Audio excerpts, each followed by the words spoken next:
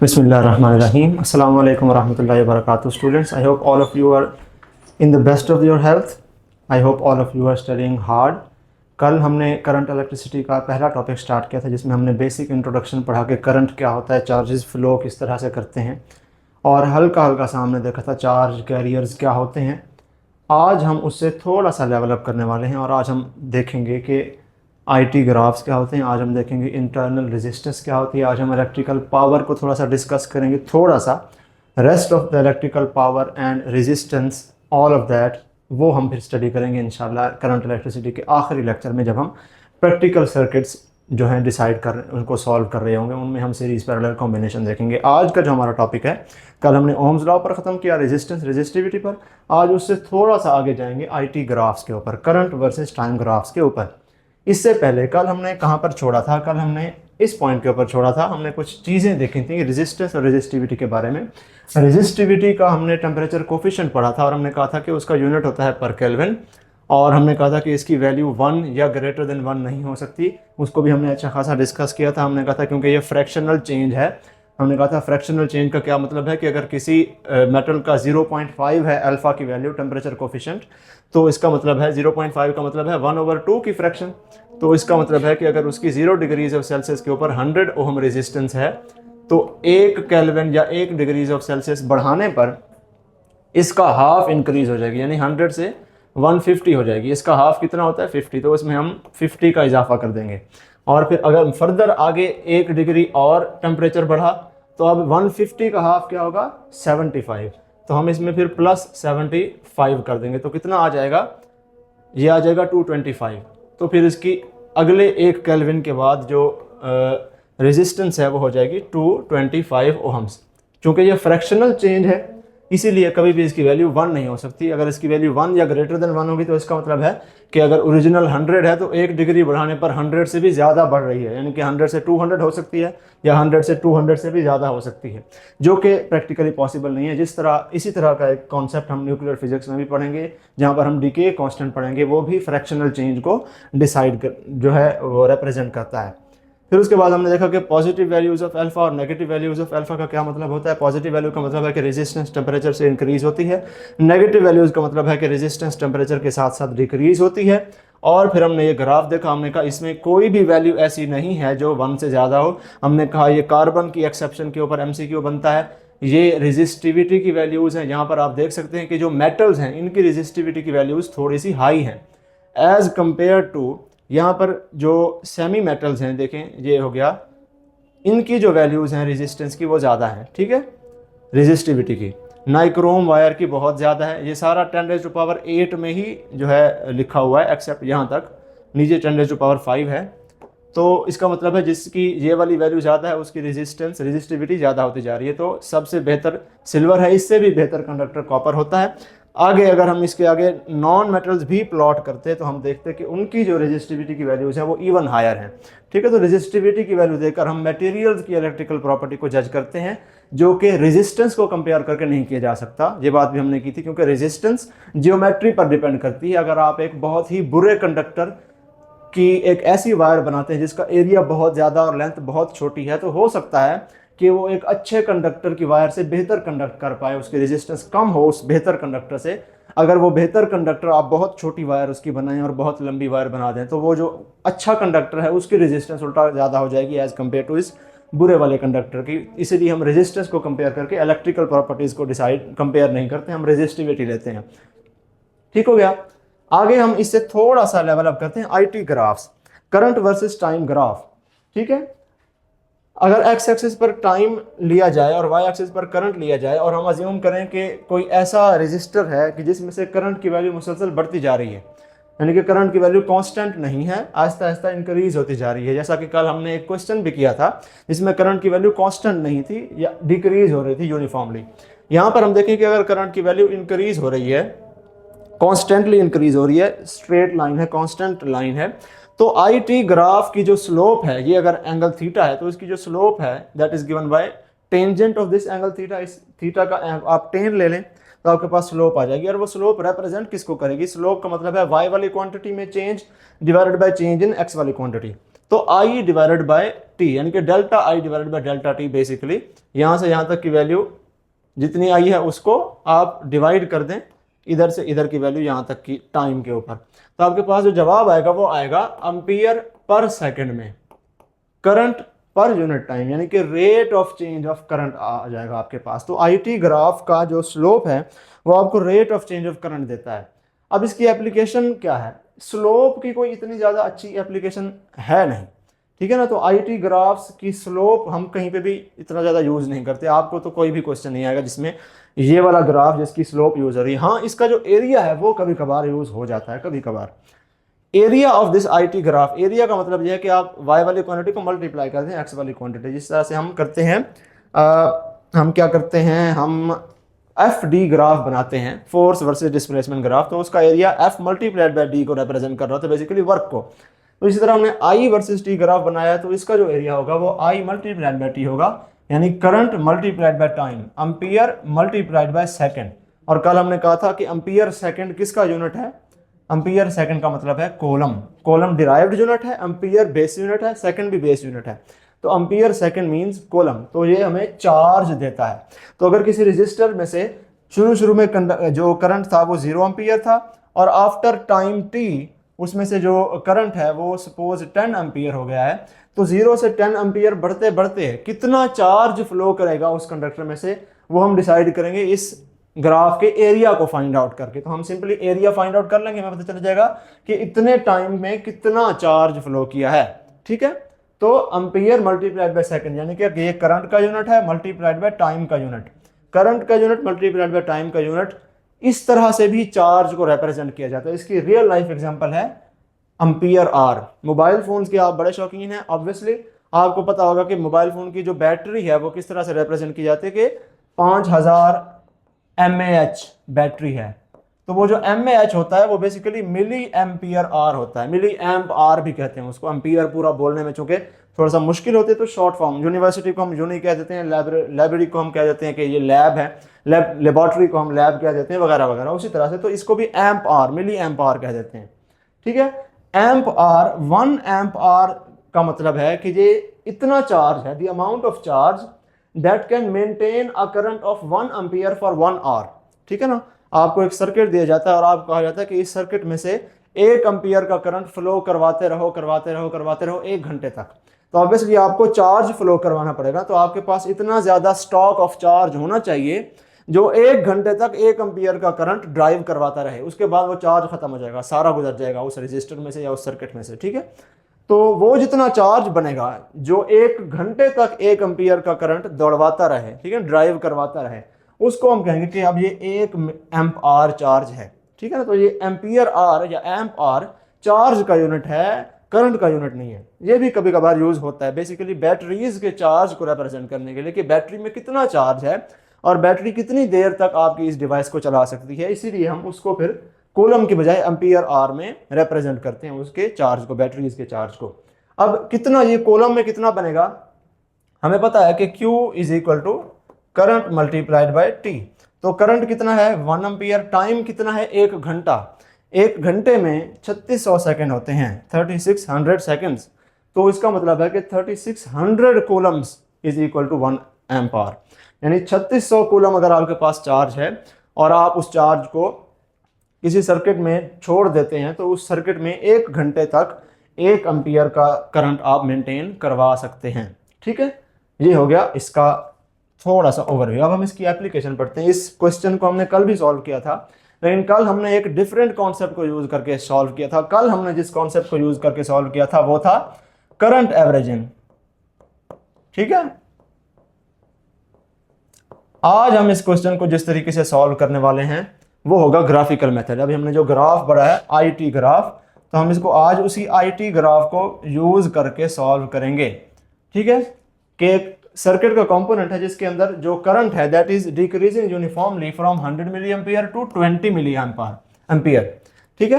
Constant current नहीं है। कल हमने क्या किया था, इनको ऐड करके 2 पे डिवाइड करके इसका एवरेज करंट निकाल लिया था और फिर उस एवरेज करंट को यूज किया था Q is equal to IT में।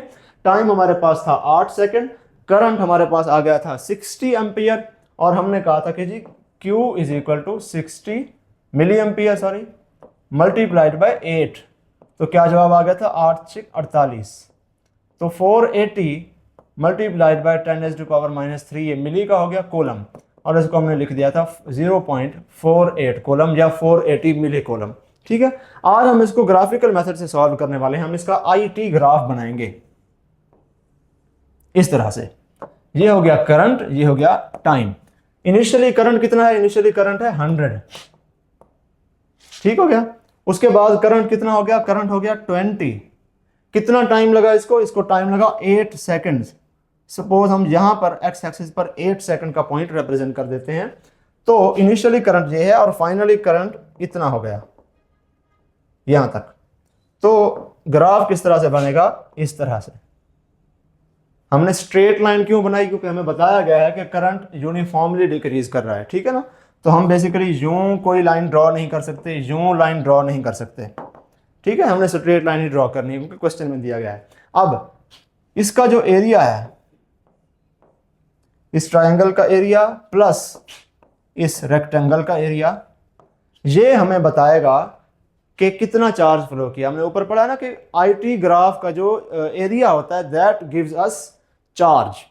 ठीक है, अब इसका एरिया सिंपली मालूम कर लें। ये जो शेप है, this shape is called a trapezium.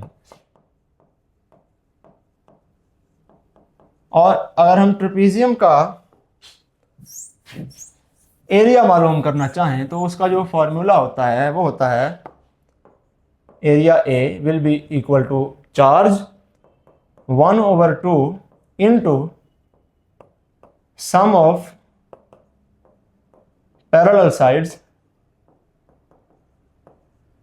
Multiplied by height. Trapezium की दो साइड्स पैरेलल होती हैं, दो साइड्स पैरेलल नहीं होती, इंक्लाइंड होती हैं। ये साइड सीधी है, ये साइड उसके पैरेलल नहीं है, ये वाली दोनों साइड्स पैरेलल हैं।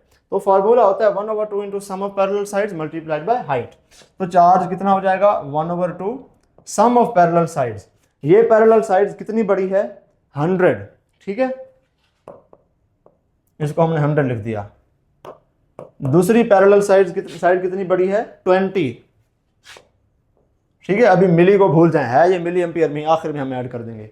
मल्टीप्लाइड बाय हाइट कितनी है? हाइट इसको कहते हैं जो दो साइड्स पैरेलल नहीं हैं, उन साइड्स में से जो स्ट्रेट होती है उसको हम हाइट ले लेते हैं। ठीक है ना, ये इसकी हाइट होती है, ट्रेपीजियम की हाइट। ठीक है, अब ये कितनी है? 8 सेकंड, तो 8 हम यहाँ पर लिख देंगे। इसको अब सॉल्व करें, 1/2 इंटू 100 और 20 कितना आ जाएगा? 60 मल्टीप्लाइड बाय 8। तो क्या आ जाएगा? 1/2 into sum of parallel sides, 100 plus 20 आ गया 120। सॉरी, यहां पर 120 लिखना था। और अब ये कट के हो जाएगा 60 और हमारे पास अगेन वही 480। अब मैं यहां पर मिली कॉलम लिखूंगा, वो जो 10⁻³ क्योंकि ये जो करंट हम ले रहे हैं ये मिली एम्पियर के यूनिट्स में ले रहे हैं, तो 480 मिली कॉलम या 0.48 कॉलम, जो वही जवाब आ गया। या आप इसको इस तरह से भी कर सकते हैं कि आप ये जो ब्लू वाली ट्रायंगल है इसका सेपरेट एरिया मालूम करें 1/2 बेस मल्टीप्लाइड बाय हाइट से, और दूसरे का सेपरेट एरिया मालूम करें रेक्टेंगल का ग्रीन वाला, और दोनों को फिर ऐड कर दें, जवाब सेम ही रहेगा। मैंने डायरेक्ट ट्रेपीजियम के एरिया को यूज़ कर लिया है ताकि एक ही स्टेप में ये हो जाए। ठीक है, तो ये है application current versus time graph की। आप या तो करंट एवरेजिंग से मालूम कर सकते हैं चार्ज, या फिर उसका ग्राफ बना के आप मालूम कर सकते हैं। अब आज का हमारा जो मेजर टॉपिक है उसको हम इस स्लाइड के बाद टच करेंगे। ये रेजिस्टिविटी का बेसिकली क्वेश्चन है, ताकि कल जो एक आधी चीज़ आप लोगों को ठीक तरह से समझ नहीं आई, वो फ्रैक्शनल चेंज वाली चीज़, उसको हमें क्वेश्चन के थ्रू सॉल्व कर लें। इस वीडियो को पॉज करें और उसके बाद इसको सॉल्व करें एंड देन आप इस सॉल्यूशन को देख लें। कॉपर वायर की रेजिस्टेंस है 15 ओहम 20 डिग्रीज ऑफ सेल्सियस पर। आप इसकी रेजिस्टेंस बताएं 120 डिग्रीज ऑफ सेल्सियस पर, अगर कॉपर का जो अल्फा है टेम्परेचर कोफिशिएंट वो है 0.04 पर केल्विन। ठीक है, और उसके बाद एक 20 से फर्दर इंक्रीज होकर 220 पर जाकर कितनी होगी वो भी आपने मालूम करनी है। ठीक है, यहाँ पर मैं एक रिप्रेजेंटेशन सी बना देता हूँ आपको। ये 0 डिग्रीज ऑफ सेल्सियस है, ये 20 डिग्रीज ऑफ सेल्सियस है, ये 100 डिग्रीज ऑफ सेल्सियस है, और उसके भी आगे ये 220 डिग्रीज ऑफ सेल्सियस है, इसको 120 कर लें। ठीक है, अब हमें जीरो वाली रेजिस्टेंस नहीं दी हुई, हमें रेजिस्टेंस दी हुई है ये वाली। तो हमारी इनिशियल रेजिस्टेंस क्या है, यही, ये इनिशियल रेजिस्टेंस है, ये वैल्यू है हमारी फाइनल रेजिस्टेंस की। हमने इन दोनों में टेम्परेचर डिफरेंस क्या कैलकुलेट करके हम लिख लेंगे, वो आएगा 100। ठीक है, ये बात हमने कल भी की थी कि आपने हमेशा टेम्परेचर डिफरेंस लगाना होता है फार्मूले के अंदर। अब जो फार्मूला हमने कल पढ़ा था उसी को मॉडिफाई करके अगर मैं लिखूं, कल वाला जो फार्मूला था वो था final resistance minus initial resistance divided by initial resistance multiplied by change in temperature, not temperature, क्योंकि हम जीरो वाली बात नहीं कर रहे, अब यहाँ पर हम स्टार्ट ही 20 से कर रहे हैं। और ये सारा का सारा बराबर होता है अल्फा के।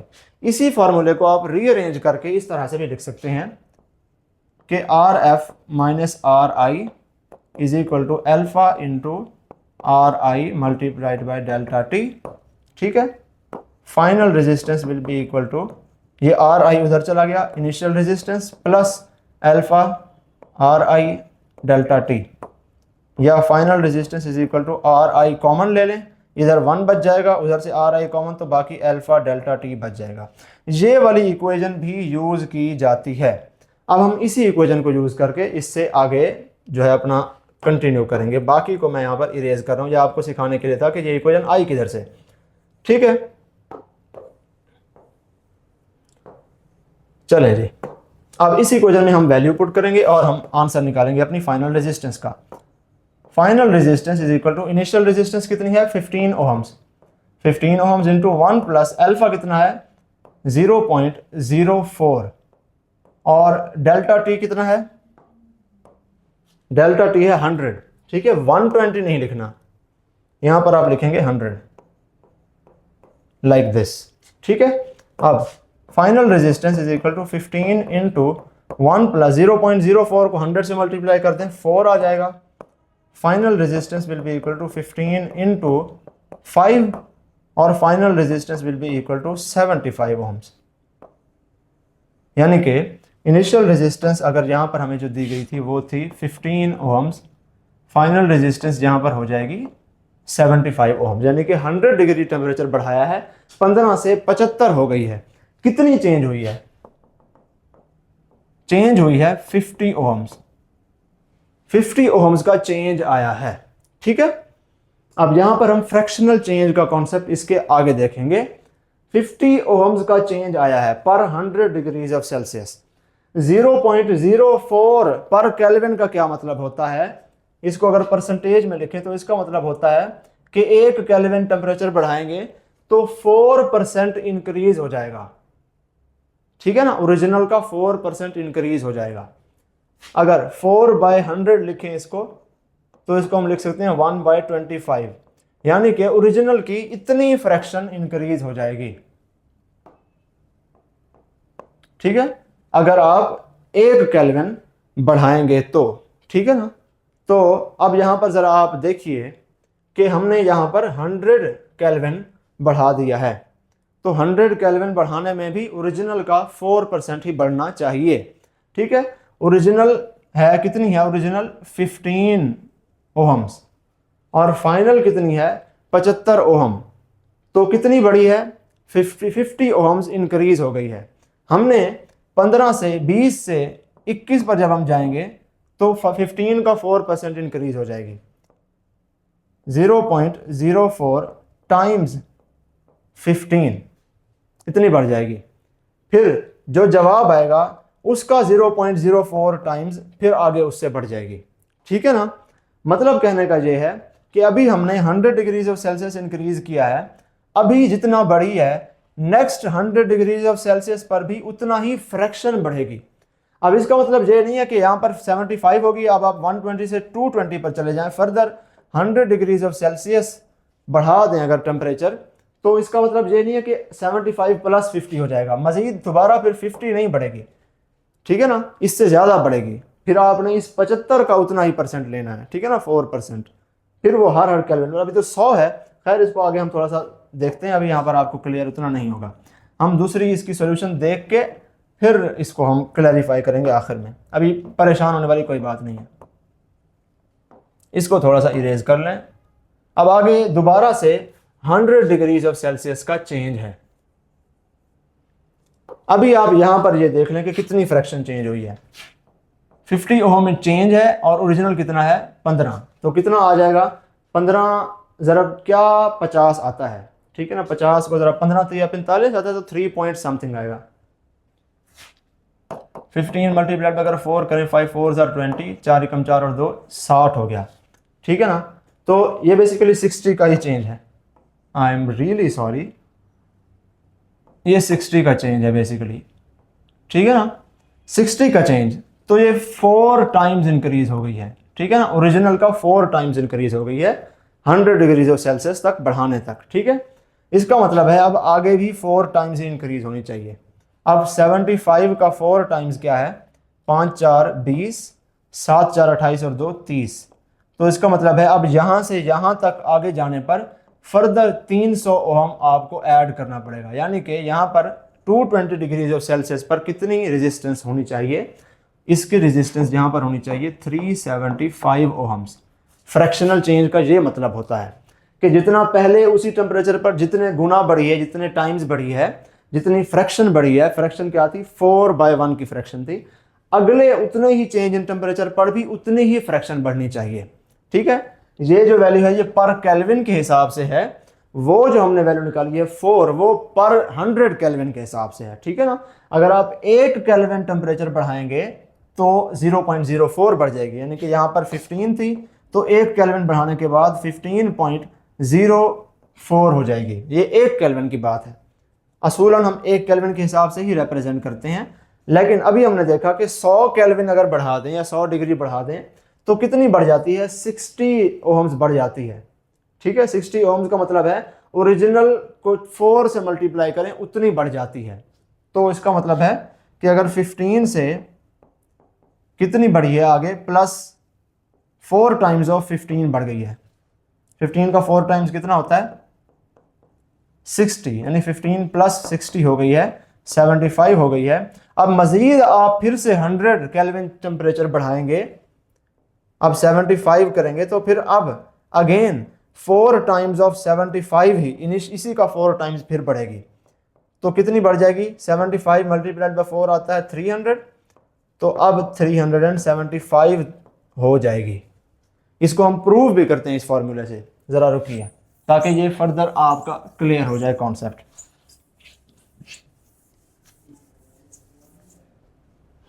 यहां पर यूज करें final resistance is equal to initial resistance into 1 plus alpha delta T. अब हम क्या कर रहे हैं, यहां से यहां पर जा रहे हैं, तो इनिशियल रेजिस्टेंस 75 है, फाइनल रेजिस्टेंस हमने मालूम करनी है। Final resistance is equal to initial resistance 1 plus alpha क्या है 0.04 है, मल्टीप्लाइड बाय डेल्टा टी क्या है 100 है अगेन, ठीक है ना। चेंज इन टेम्परेचर देखना है, तो final resistance will be equal to 75 into 1 plus 4। Final resistance will be equal to 75 multiplied by 5। 75 को 5 से मल्टीप्लाई करें, 5 5 25, 7 5 35 एंड 2 37, कितना आ गया 375, जो हमने प्रिडिक्ट किया था, ठीक है ना। हमने यही प्रिडिक्ट किया था ना कि 375 वो हम होना चाहिए, हमने बगैर कैलकुलेशन के ये देख लिया। तो इस तरह से जो अच्छे बच्चे हैं आप अपना टाइम बचा सकते हैं वहाँ पर इस सारी कैलकुलेशन में पढ़ने की बजाय। आपको ये वाली वैल्यू अगर पता चल जाए, ये आपको बताती है कि 1 केल्विन पर कितना टेम्परेचर बढ़ेगा।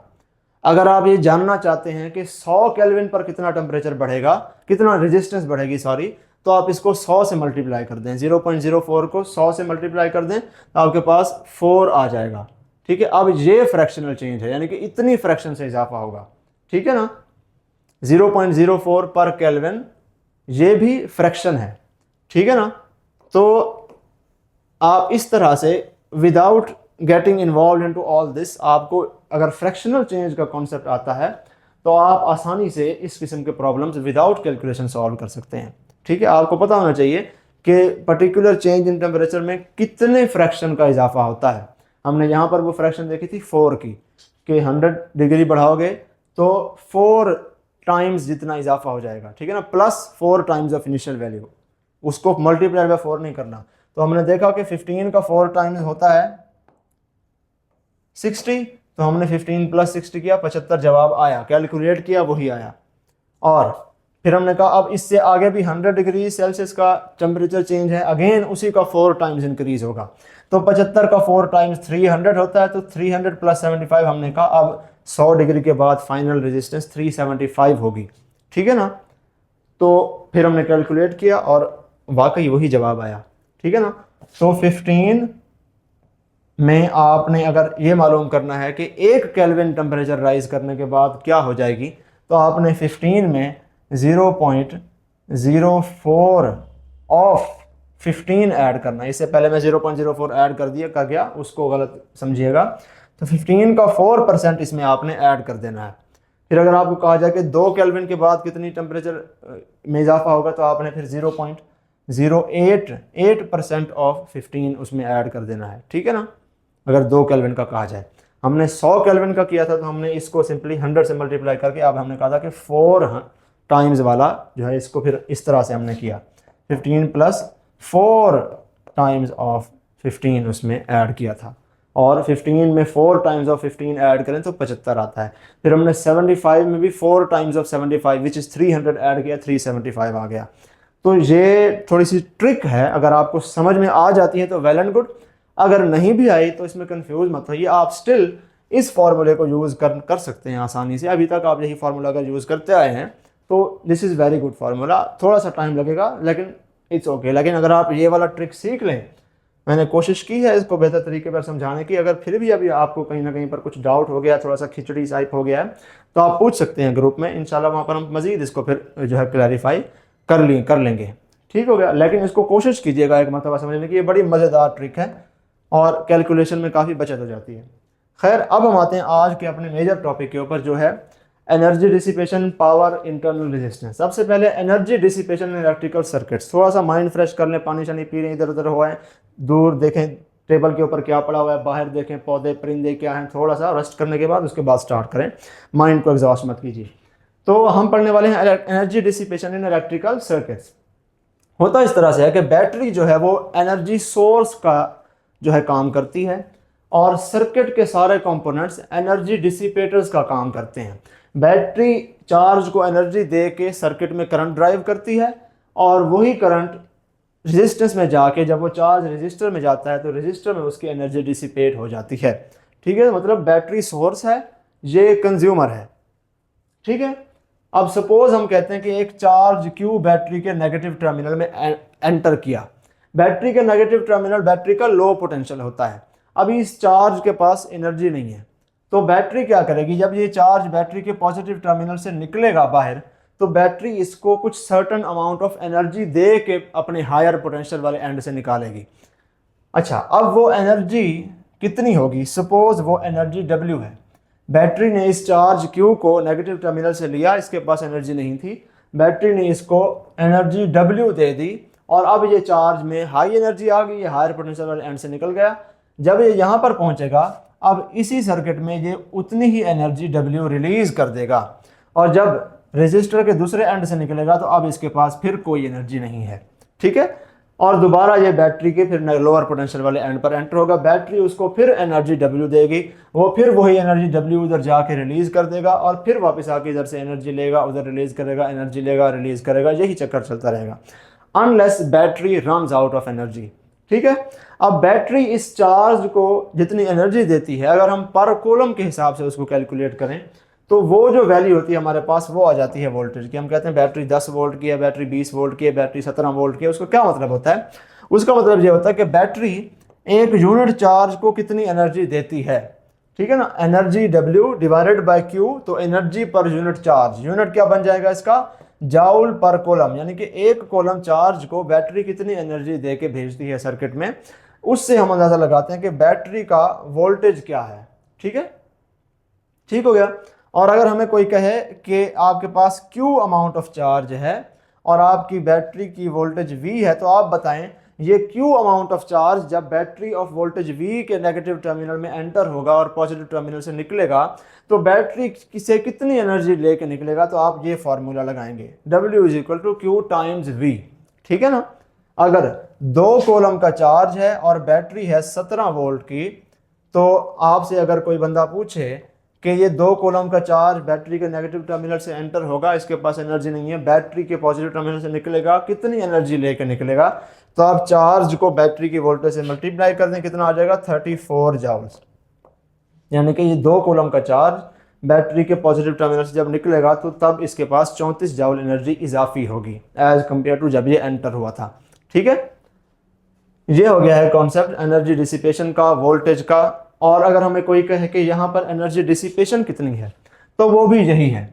ठीक है ना, वही Q अमाउंट ऑफ चार्ज अगर V पोटेंशियल डिफरेंस के अक्रॉस ट्रेवर्स करता है तो इतनी ही एनर्जी वो यहाँ पर लूज कर देगा, उसको भी हम Q मल्टीप्लाइड बाय V से रिप्रेजेंट करते हैं। ठीक हो गया। यहाँ पर सिर्फ एक ही रेजिस्टर है, अगर एक से ज़्यादा रेजिस्टर हो, यहाँ पर एक और रेजिस्टर आ जाए और इसके अक्रॉस पोटेंशियल का जो ड्रॉप है वो V नॉट हो, इसके अक्रॉस पोटेंशियल का ड्रॉप वो जो हो वो V नॉट है, ये V प्राइम कर दें इसको, तो यहाँ पर वो चार्ज Q जितनी एनर्जी लूज करेगा that will be given by Q V not. वहाँ पर जो चार्ज एनर्जी डिसिपेट करेगा that will be given by Q V dash. ठीक हो गया। जितनी उस कंपोनेंट ऑफ सर्किट के अक्रॉस पोटेंशियल ड्रॉप है उसको मल्टीप्लाई कर दें अमाउंट ऑफ चार्ज से, तो आपको पता चल जाएगा कि वो चार्ज इस रेजिस्टर में कितनी एनर्जी लूज करेगा। ठीक हो गया। चलें जी, अब थोड़ा सा आगे आ जाएं। Power dissipation in electrical circuits. Energy dissipation में हमने जाउल में वैल्यू निकाली, पावर डिसिपेशन में हम जाउल पर सेकंड में वैल्यू निकालेंगे। ठीक हो गया। अगर आपको कोई कहे कि वही एग्जैक्टली वही डायग्राम है, कोई चेंजिंग नहीं है, कि चार्ज Q यहाँ पे एंटर हुआ, उसने एनर्जी W ली और चार्ज Q यहाँ पे गया, उसने एनर्जी W दे दी, और इस एनर्जी W लेने में उसको टाइम लगा डेल्टा T, यानी कि चार्ज Q ने इतना टाइम लिया बैटरी से इस एनर्जी W लेने में, तो बैटरी का जो रेट ऑफ पावर सप्लाई है वो कितना हो जाएगा, एनर्जी डिवाइडेड बाय टाइम, यानी बैटरी ने कितनी एनर्जी दी और कितने टाइम में दी। तो हम ये वैल्यू निकाल लेंगे, ये क्या आ जाएगी आपकी वैल्यू जाउल पर सेकंड में आ जाएगी। ठीक है। W की जगह आप उसकी वैल्यू पुट कर सकते हैं, W was equal to QV। ठीक है, Q चार्ज आया V वाली वोल्टेज वाली बैटरी से, तो वो इतनी एनर्जी W एनर्जी लेके जाएगा, तो QV डाल दिया हमने यहाँ पर, QV divided by delta T। अब इसमें जो Q divided by delta T है इसको सेपरेटली हम करंट से रिप्लेस कर सकते हैं। So power will be equal to I times V, current times voltage. ये बेसिक सा फार्मूला है जो किसी भी बैटरी की एनर्जी सप्लाई हमें बताता है। ठीक है। At the same time exact यही फार्मूला हम इस रजिस्टर लोड पर भी लगा सकते हैं। अगर हमसे कोई कहे कि एक चार्ज Q इस लोड से एंटर होता है, एनर्जी W देता है और निकल जाता है, और इस पूरे प्रोसेस में इसको टाइम लगता है डेल्टा T, तो आप बताएं पावर डिसिपेशन इस रजिस्टर में कितनी है। तो आप उसको भी ऐसे ही सॉल्व करेंगे कि जी जितनी एनर्जी डिसिपेट हुई डिवाइड जितना टाइम लगा, और उसको भी W को भी हम Q मल्टीप्लाइड बाय V से रिप्रेजेंट करेंगे। यहाँ पर जो V होगा वो इस कंपोनेंट ऑफ सर्किट के अक्रॉस का पोटेंशियल ड्रॉप होगा। इस केस में चूंकि सिर्फ बैटरी है, सिर्फ एक ही कंपोनेंट है, तो इसका पोटेंशियल ड्रॉप वही होगा जो बैटरी का होगा। लेकिन जैसे हमने ऊपर किया था, अगर हम यहाँ पर एक और रेजिस्टर लगा दें तो फिर इसका पोटेंशियल ड्रॉप V नॉट हो जाएगा, इसका पोटेंशियल ड्रॉप V डैश हो जाएगा। वो डिफरेंट होगा, आपस में भी डिफरेंट हो सकता है, बैटरी से भी डिफरेंट हो सकता है। तो आपको उस कंपोनेंट ऑफ सर्किट के अक्रॉस का पोटेंशियल ड्रॉप पता होना चाहिए और पता होना चाहिए कि कितना चार्ज जो है वो फ्लो किया है। ठीक है, डिवाइडेड बाय डेल्टा T। यहाँ पर भी आप इसको IV से रिप्रेजेंट कर सकते हैं। तो आपको क्या पता होना चाहिए, potential drop across a particular component of a circuit and current that flows through that particular circuit. Again अब इस केस में दोनों सीरीज में है, तो जो करंट इधर है वही करंट इधर है, वही करंट पूरे सर्किट में है। लेकिन पैरेलल सर्किट में फिर आपको ये करंट भी सेपरेटली कैलकुलेट करना पड़ता है। तो आपको उस कंपोनेंट ऑफ सर्किट का करंट भी पता होना चाहिए, वो सेम भी हो सकता है, बाकी सर्किट जैसा भी हो सकता है, डिफरेंट भी हो सकता है। आपको उस कंपोनेंट ऑफ सर्किट का पोटेंशियल ड्रॉप भी पता होना चाहिए, वो भी सेम भी हो सकता है अगर वो अकेला है, अगर डिफरेंट कुछ और रजिस्टर हैं, कॉम्प्लेक्स सर्किट्स हैं, तो फिर वो पोटेंशियल ड्रॉप भी आपको कैलकुलेट करना पड़ेगा। ठीक है, ये सारी चीज़ें हम आखिरी लेक्चर में इंशाल्लाह प्रैक्टिकल सर्किट्स में जब सॉल्व करके यहाँ पर दिखाएंगे तो आपको बेहतर तौर पर समझ में आएगी। ठीक है, तो ये energy dissipation in a particular component circuit है। यहाँ पर एक बात लिखी हुई है, assuming that the battery is ideal. यहाँ पर हमने जो है अज्यूम किया हुआ है कि ये बैटरी बिल्कुल आइडियल है, यानी कि इस बैटरी की अपनी कोई इंटरनल रेजिस्टेंस नहीं है, यानी कि ये चार्ज जब इस बैटरी में से गुजरता है तो सिर्फ एनर्जी लेता है, बैटरी के अंदर कुछ भी एनर्जी डिसिपेट नहीं होती। लेकिन रियल सर्किट्स में ऐसा नहीं होता, बैटरी की अपनी भी कोई ना कोई इंटरनल रेजिस्टेंस होती है। तो उस केस में फिर बैटरी जितनी एनर्जी सप्लाई करती है वो सारी की सारी जाके उधर रिलीज नहीं होती। सपोज अगर ये वाला रजिस्टर है ही नहीं, एग्जिस्ट ही नहीं करता, तो अभी इस केस में क्या होगा कि बैटरी ने अगर एनर्जी W दी है तो उधर जाकर भी एनर्जी W ही रिलीज होगी। बैटरी ने अगर 100 जॉल दी है वही 100 जॉल उधर रिलीज होगी, बैटरी ने 15 जॉल दी है वही 15 जॉल उधर रिलीज होगी। लेकिन अगर इस बैटरी की अपनी कोई ना कोई इंटरनल रेजिस्टेंस होती तो फिर अगर सपोज बैटरी ने 100 जॉल एनर्जी दी है, उसमें से 20 जॉल एनर्जी अज्यूम कर लें कि वो इंटरनल रेजिस्टेंस में ही यूज़ हो गई है, बाकी 100 जॉल फिर बाकी जो 80 जॉल बचेगी 80 जॉल वो फिर इधर आके रिलीज होगी। ये रियल केसेस में होता है। आइडियल केसेस में जो 100 यहाँ पे मिली है चार्ज को, चार्ज वही 100 उधर जाके रिलीज कर देगा। या अगर हम वोल्ट की टर्मिनोलॉजी में बात करें, यानी कि जाउल पर कूलम में बात करें, जाउल में बात ना करें, तो हम कहेंगे कि अगर बैटरी 100 वोल्ट की है, 100 वोल्ट की बैटरी का क्या मतलब है कि बैटरी 100 जाउल पर कूलम एनर्जी देती है।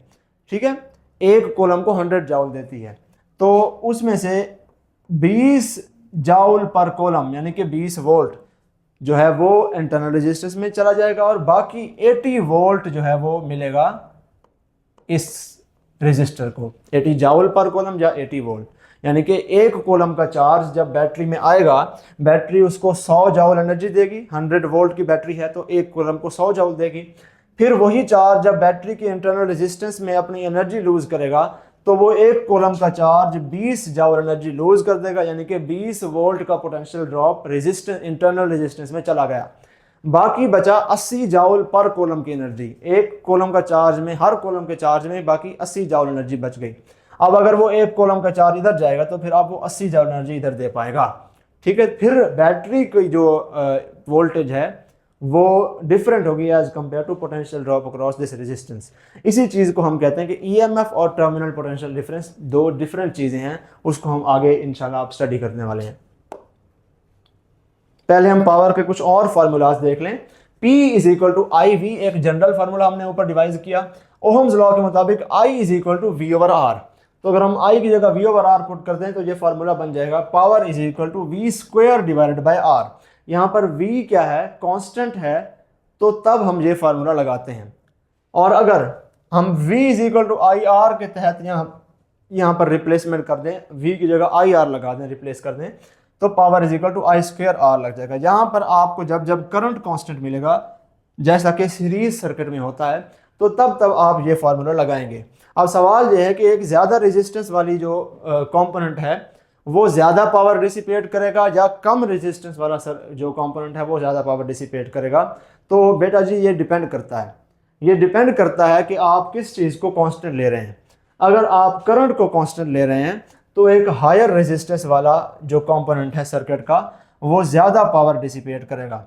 अगर आप वोल्टेज को कांस्टेंट ले रहे हैं तो एक हायर रेजिस्टेंस वाला जो सर्किट का कंपोनेंट है वो कम पावर डिसिपेट करेगा।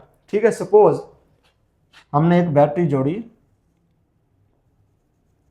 यहां पर एक 10 ओहम का रेजिस्टर है, यहां पर एक 20 ओहम का रेजिस्टर है, बैटरी 20 वोल्ट की है, इस रेजिस्टर को भी 20 वोल्ट मिल रहा है, उस रेजिस्टर को भी 20 वोल्ट ही मिल रहा है। तो यहां पर आप ये वाला फार्मूला यूज करेंगे। और आपसे अगर कोई पूछे कि बताओ इस बैटरी की एनर्जी ज़्यादा इधर जा रही है कि इधर जा रही है, एनर्जी की बात कर रहे हैं, ठीक है, करंट की बात नहीं कर रहे, वो डिफरेंट एक चीज़ हो जाती है। तो आप कहेंगे कि ये वाला फार्मूला हमें बता रहा है कि जिसकी रेजिस्टेंस कम है वो ज़्यादा पावर डिसिपेट कर रहा है। तो अगर ये दोनों बल्ब्स होंगे, फॉर एग्जांपल ये 10 ओहम का बल्ब है और ये 20 ओम का बल्ब है, तो ब्राइटर ग्लो कौन सा करेगा? जो 10 ओम का बल्ब है, ठीक है ना। लोअर रेजिस्टेंस वाला जो बल्ब है वो ज़्यादा ग्लो करेगा पैरेलल सर्किट में as compare to higher resistance वाला बल्ब। इसके ऑपोजिट चीज़ हो जाती है इधर।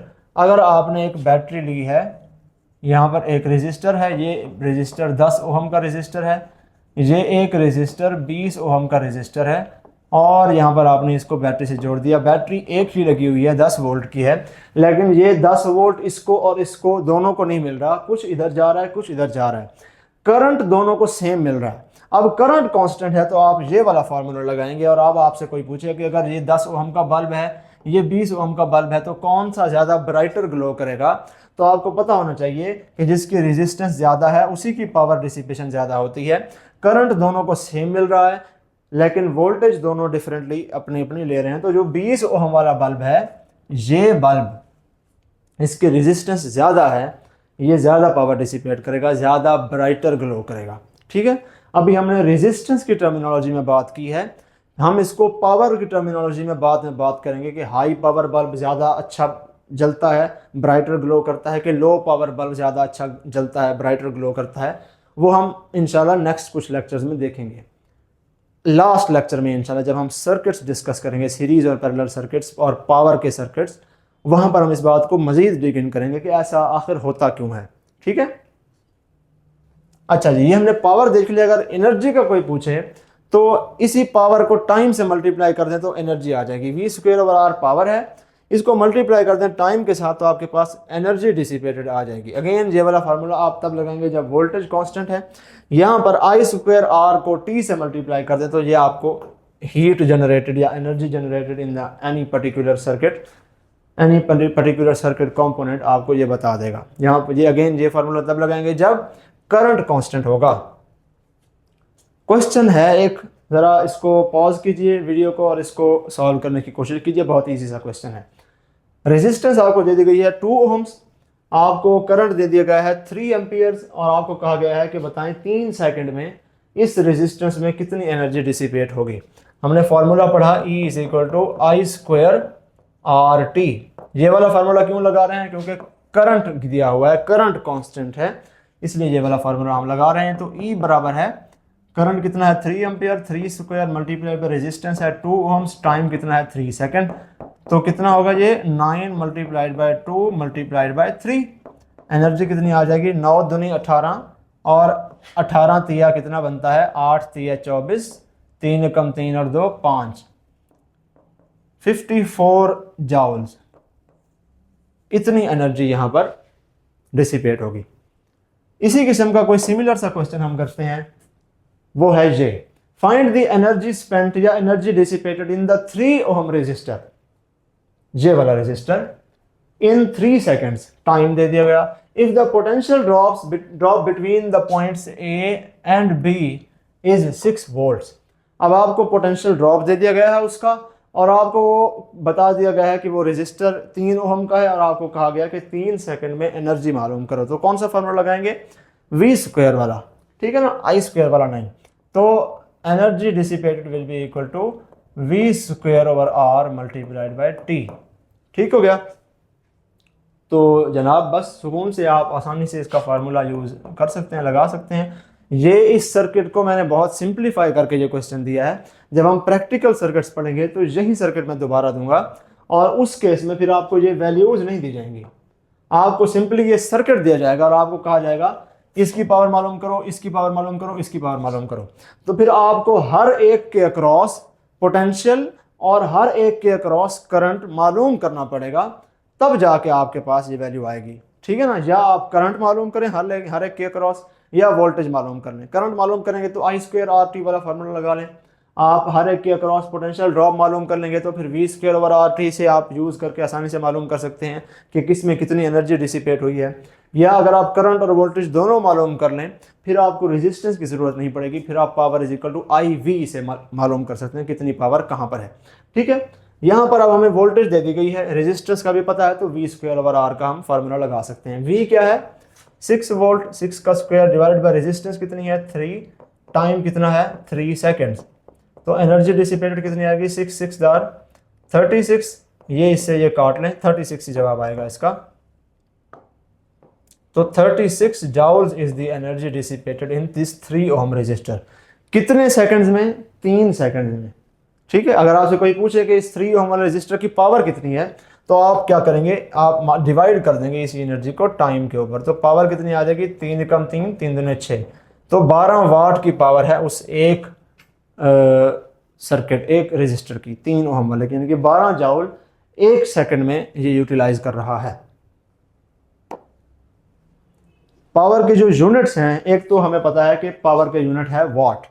ठीक है, 1 वाट का मतलब है कि कोई सर्किट का कंपोनेंट 1 जाउल पर सेकंड एनर्जी यूटिलाइज कर रहा है। किलोवाट उसी का एक प्रीफिक्स लगा के यूनिट है, इसका मतलब है कि 1000 वाट का वो जो है बल्ब है या सर्किट का कोई भी कंपोनेंट है, और वो 1000 जाउल 1 सेकंड में एनर्जी यूटिलाइज कर रहा है। अगर मेगावाट की बात की जाए तो इसका मतलब है कि वो 1 मिलियन जाउल्स 1 सेकंड में यूटिलाइज कर रहा है। यूनिट हमने देख लिया। हम किसी भी फिजिकल क्वांटिटी की 4-5 चीज़ें देखते हैं कि वो स्केलर है कि वेक्टर है। ठीक है, अब पावर जो है ये स्केलर क्वांटिटी है, यानी कि इसकी कोई भी डायरेक्शन नहीं है, सिर्फ वैल्यू है, और उससे हमें पता चलता है। मैग्नीट्यूड है, डायरेक्शन नहीं है। इसको हम वेक्टर क्वांटिटी की तरह रिप्रेजेंट नहीं कर सकते एरो के थ्रू, और ना ही हम इसको ऐड सब्ट्रैक्ट कर सकते हैं हेड टू टेल रूल के थ्रू। हम सिंपली अरिथमेटिक सम के थ्रू जमा नफी करके पावर को कैलकुलेट कर सकते हैं। दूसरी बात, इसका यूनिट हमने देख लिया। यूनिट क्या है? वाट, किलोवाट या मेगावाट। ठीक है, हॉर्स पावर भी होता है पावर का, लेकिन हॉर्स पावर का यूनिट ज़्यादातर यूज़ किया जाता है मैकेनिकल पावर में। जब आप गाड़ियाँ पढ़ते हैं, आप फोर्स एंड मोशन में हम पढ़ेंगे, वहाँ पर हम पढ़ेंगे हॉर्स पावर का यूनिट। इलेक्ट्रिकल एनर्जी में वाट ही यूज़ होता है। ठीक है, फार्मूला भी हमने इसके दोनों फार्मूलाज देख लिए। उसके बाद आखिरी और सबसे इम्पोर्टेंट चीज़ जो है वो आती है साइन, पॉजिटिव और नेगेटिव। तो मोस्टली ऐसा होता है कि पॉजिटिव वाली जो पावर है, इसका मतलब होता है कि power is being given. Battery की पावर को ना पॉजिटिव पावर कंसिडर किया जाता है, और नेगेटिव पावर का मतलब होता है कि पावर इज बीइंग डिसिपेटेड। तो जो रजिस्टर या लोड की पावर का जो साइन होता है वो मोस्टली नेगेटिव होता है, लेकिन हम इसको यूज़ नहीं करते। कहीं पर भी आपके न्यूमेरिकल्स में हम ये साइन, ऐसा कोई एमसीक्यू नहीं होगा जो इस साइन को यूज़ करने से ही सॉल्व हो, नहीं। ठीक है ना, ये बात आपको समझने के लिए पता हो जाना चाहिए। जिस तरह से आप थर्मोडायनामिक्स में पढ़ते हैं कि heat energy given to the system, जब वो प्रोड्यूस हो रही है उसको हम कहते हैं कि ये पॉजिटिव हीट है, और अगर वो कोई चीज़ हीट एब्जॉर्ब कर ले हमसे, हमारा नुकसान हो जाए, तो फिर उसको नेगेटिव कंसिडर किया जाता है। वही काम यहाँ पर है कि बैटरी जो कि हीट एनर्जी प्रोड्यूस कर रही है, दे रही है, तो उसको पॉजिटिव उसकी पावर कंसिडर की जाती है, और लोड में वो यूज़ हो रही है तो लोड की पावर को नेगेटिव पावर कंसिडर किया जाता है। ठीक है, करचूफ्स लॉ में हम एक जगह पर पढ़ेंगे, वहाँ पे इसकी पॉजिटिव नेगेटिव का यूज़ है, और वहाँ पे आपको ये यूज़ करने पड़ते हैं, अदरवाइज आपकी इक्वेशन गलत हो जाती है। ठीक है, अदरवाइज डायरेक्ट आपको सिर्फ पावर के जो क्वेश्चन आते हैं बेसिक से, उसमें ये पॉजिटिव नेगेटिव साइन का इतना कोई यूज़ नहीं होता। करचूफ्स लॉ हम नेक्स्ट लेक्चर में इंशाल्लाह पढ़ेंगे। वहाँ पे हम देखेंगे कि किस तरह से साइन पॉजिटिव और नेगेटिव, पावर का भी और एनर्जी का भी। ठीक है ना, एनर्जी भी, बैटरी की एनर्जी पॉजिटिव कंसिडर की जाती है, अगर यूज़ हो रही है रजिस्टर में तो उसकी फिर नेगेटिव। पोटेंशियल ड्रॉप भी इसी तरह से, बैटरी का जो पोटेंशियल है वो पॉजिटिव लिया जाता है, क्योंकि बैटरी जितने भी वोल्ट हैं उसके वो पॉजिटिव वोल्ट हैं, वो दे रही है उतने जाउल पर कूलम। और अगर हम कहें कि किसी रजिस्टर के क्रॉस पोटेंशियल ड्रॉप 10 वोल्ट है, 12 वोल्ट है, तो इसका मतलब है कि 12 जाउल या 10 जाउल पर कूलम एनर्जी वहाँ पे यूज़ हो रही है, डिसिपेट हो रही है, वो फिर नेगेटिव लिया जाता है। ये भी चीज़ हम उसमें देखेंगे। किलोवाट आवर एक और बहुत अच्छा यूनिट है, ये पावर का यूनिट नहीं है, ये है यूनिट एनर्जी का। ठीक है, किलोवाट आवर का मतलब ये है कि 1000 वाट की अप्लायंस अगर 1 घंटे तक चलती रहे तो जितनी एनर्जी उसमें डिसिपेट होती है, उतनी एनर्जी को हम कहते हैं कि ये 1 किलोवाट आवर जितनी एनर्जी उसमें डिसिपेट हो चुकी है। ठीक है, सो एनर्जी बराबर होती है पावर मल्टीप्लाइड बाय टाइम के। तो पावर क्या है? पावर है 1000 वाट, मल्टीप्लाई कर दें टाइम से। टाइम कितना है? 1 घंटा। 1 घंटे में 3600 सेकंड्स होते हैं, तो 3600 से हम इसको मल्टीप्लाई कर देंगे, जवाब आ जाएगा 3.6 मल्टीप्लाइड बाय 10⁶ जाउल्स, यानी कि 3.6 मेगा जाउल। इसका मतलब क्या हुआ कि 1 किलोवाट आवर जो है वो 3.6 मेगा जाउल्स के बराबर होता है। ये बिल्कुल इस तरह से जिस तरह से आपने इलेक्ट्रॉन वोल्ट पढ़ा, कि एक इलेक्ट्रॉन अगर 1 वोल्ट के अक्रॉस जो है ट्रेवर्स करेगा, जितनी एनर्जी लेगा या देगा वो 1 इलेक्ट्रॉन वोल्ट कहलाएगी। तो इसलिए हम जब इलेक्ट्रॉन वोल्ट्स में एनर्जी कैलकुलेट करते थे तो हम क्या करते थे, EV यूज़ करते थे। यहाँ पर वोल्ट्स में वैल्यू पुट करते थे पोटेंशियल डिफरेंस की, यहाँ पर इन terms of E value put करते थे, ठीक है ना। यहाँ पर हम कूलम में चार्ज की वैल्यू पुट नहीं करते थे, इन टर्म्स ऑफ E पुट करते थे कि 1 इलेक्ट्रॉन जितना चार्ज है कि 2 इलेक्ट्रॉन जितना चार्ज है, फिर हमारे पास इलेक्ट्रॉन वोल्ट में जवाब आता था। वही काम यहाँ पर हमने करना है। अगर हमने मालूम करना है किलोवाट आवर में वैल्यू ऑफ एनर्जी, तो हमें यहाँ पर टाइम भी किस में पुट करना पड़ेगा, आवर्स में, घंटों में। और यहाँ पर हम पावर की वैल्यू भी किस में पुट करेंगे, किलोवाट्स में। तो तब हमारे पास जवाब एनर्जी का किलोवाट आवर्स में आएगा। यहाँ पर वाट्स में और वहाँ पर सेकंड में नहीं पुट करनी, फिर आपके पास जाउल में जवाब आ जाएगा, ठीक है। तो फार्मूला किलोवाट आवर का कोई डिफरेंट, अनोखा, नया नहीं है वही, कोई निराली चीज़ नहीं है। बस आपने यूनिट्स का ध्यान रखना है। जिस तरह इलेक्ट्रॉन वोल्ट्स में आप यूनिट्स का ध्यान रखते थे, वैसे ही यहाँ पर आपने यूनिट्स का ध्यान रखना है, तो आप इजीली कैलकुलेट कर सकते हैं। अब एक चीज़ होती है पावर रेटिंग, बहुत कंफ्यूजन होती है बच्चों को इसमें। इसको हम आज भी थोड़ा सा सॉल्व करेंगे प्रैक्टिकल सर्किट्स में। मजीद हम इसी पावर रेटिंग, इसको गौर से सुनिएगा कि ये क्या चीज़ है, इसी की एप्लीकेशन होनी है। और मोस्टली बच्चों के क्वेश्चन जो पावर के हैं वो इसी वजह से गलत होते हैं, उनको पावर रेटिंग का नहीं पता कि पावर रेटिंग क्या चीज़ होती है। अपने इर्द गिर्द कोई भी अगर आप बल्ब उठाएं, उसका डब्बा उठाएं, उसके डब्बे के ऊपर लिखा होगा 100 वाट 220 वोल्ट, या अपने मोबाइल फ़ोन का चार्जर ही थोड़ा सा प्लोर के देख लें, उसके ऊपर लिखा होता है कोई ना कोई वोल्टेज और साथ वाटेज लिखी होती है। वाटेज और वोल्टेज इकट्ठे होती है। ये एक स्टैंडर्ड तरीका है किसी भी अप्लायंस की पावर रेटिंग को बताने का, ठीक है ना।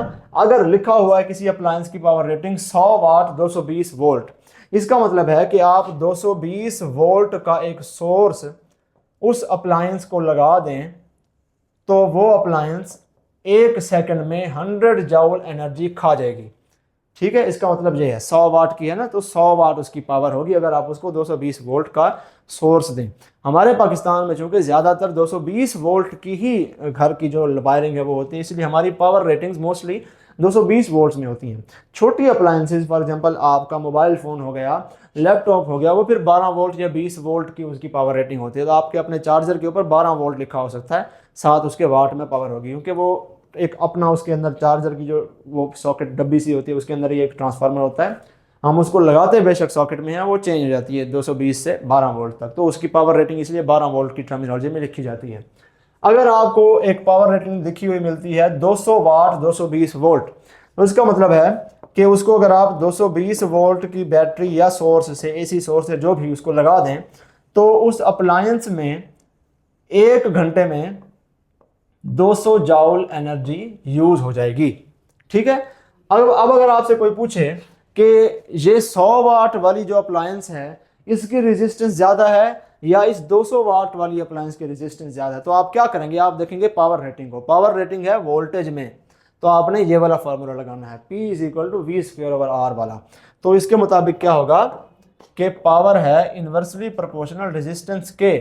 तो अगर इसकी वाटेज या इसकी पावर 100 है, यानी इसकी वाटेज कम है एज कम्पेयर टू इसकी वाटेज से, तो इसका मतलब है इस वाले की रेजिस्टेंस ज़्यादा है, ठीक है ना।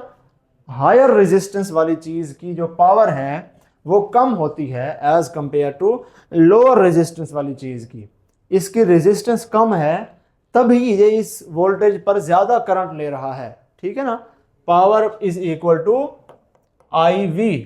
हमने दोनों को सेम वोल्टेज दी, लेकिन ये वाली जो अप्लायंस है ये ज़्यादा एनर्जी नहीं ले रही, ये वाली अप्लायंस ज़्यादा एनर्जी ले रही है। इसका मतलब है कि V तो दोनों को सेम मिल रहा है, इसका मतलब है इस वाली अप्लायंस को ये करंट ज़्यादा मिल रहा है। तो करंट ज़्यादा होने के लिए रेजिस्टेंस कम होनी चाहिए। कम रेजिस्टेंस वाली चीज़ ज़्यादा करंट खींचती है, तो इसीलिए 220 वोल्ट की सोर्स इसको दी, इसने ज़्यादा करंट ले लिया, तो product of voltage and current उसका ज़्यादा हो गया, इसलिए उसकी पावर ज़्यादा है। वही 220 वोल्ट की सप्लाई इसको दी, क्योंकि ये हाई रेजिस्टेंस वाली चीज़ है, इसने कम करंट ड्रॉ किया उस सोर्स से, इस वजह से इसका product of V and I जो है वो कम आया है as compare to that appliance, ठीक है ना। दिस इज वाई इस किस्म की पावर रेटिंग में, जहां पर आपको in terms of voltage power rating दी जाती है, तो जो लो रेजिस्टेंस वाली चीज़ है उसकी पावर रेटिंग हाई होती है। 200 वाट की चीज़ उसकी लो रेजिस्टेंस है, और जो हाई रेजिस्टेंस वाली है उसकी पावर रेटिंग कम होती है। ये 100 वाट वाली है, कम एनर्जी यूटिलाइज करती है क्योंकि इसकी रेजिस्टेंस जो है वो ज़्यादा है, इतना करंट ड्रॉ ही नहीं कर पाती। वोल्टेज तो बाकी दोनों को सेम ही हम दे रहे हैं, ये करंट ही नहीं ड्रॉ कर पाती।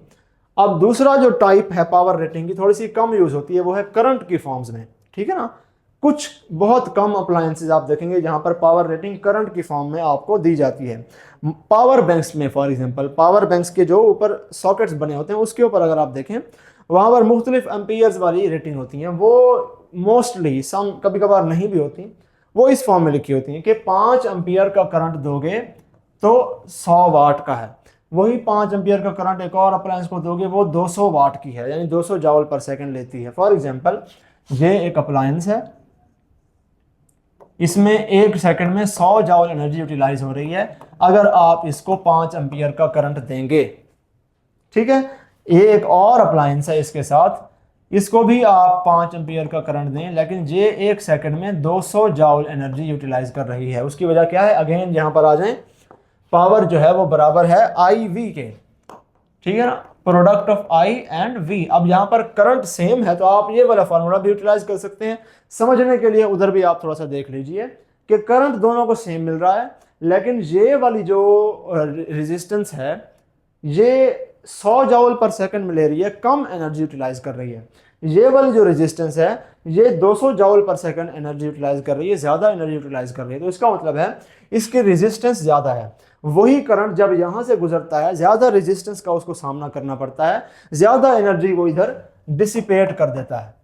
वहाँ पर रेजिस्टेंस कम है इसीलिए करंट सीधा गुजर जाता है। ऑल तो उतना ही करंट दिया है हमने यहाँ पर भी, लेकिन करंट चूंकि बहुत कम रेजिस्टेंस के थ्रू गुजरा है तो ज़्यादा एनर्जी डिसिपेट नहीं करता, ठीक है। तो इसके अक्रॉस पोटेंशियल ड्रॉप यानी कि V जो है वो ज़्यादा है एज कंपेयर टू इसके अक्रॉस जो पोटेंशियल ड्रॉप है V यहाँ पर कम है।